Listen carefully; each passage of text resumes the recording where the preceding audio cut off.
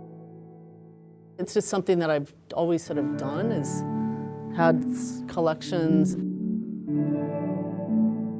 I had about 3,500 pieces. This is probably 1/50th of the collection. I sort of see the possibilities of anything being the potential for an artwork. I had been aware of this designer since I was a kid. You know, I had sheets by this person, placemats, curtains. It was really very prevalent in the neighborhood I grew up at the time. And I was really fascinated by the fact that she didn't need to have a last name. She signed everything with this Vera, and it was just kind of this mystery for me. I started a little archive, and then I got overwhelmed. I didn't have time to complete the archive, so I just started dumping them in boxes. I really liked the idea of this kind of relentlessness, that every encounter was completely different. Just nothing was sacred. Everything was raw material for a textile. You can see if she's had like mussels for dinner, because the next day it's a scarf. Just through pictures, I know that she had a dachshund.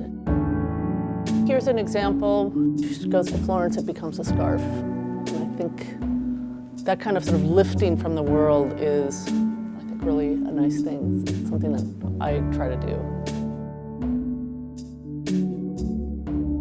Was going to be used as for reference, and then I ended up actually using it in artworks. I would sandwich them in between glass, seal the glass, and have them outside. This idea of what's an inappropriate public sculpture,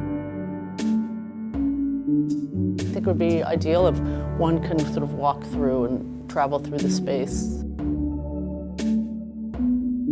I like that it feels like a wave, that if you're approaching it like this, it feels like if you're in the ocean.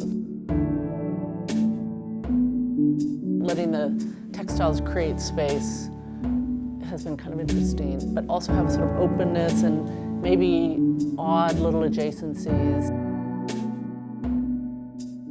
I also wanted to make some selections that were very specifically British. So you will see all sorts. Scarf. And then a row of soldiers here. So that was also just trying to have fun with the setting of the Barbican.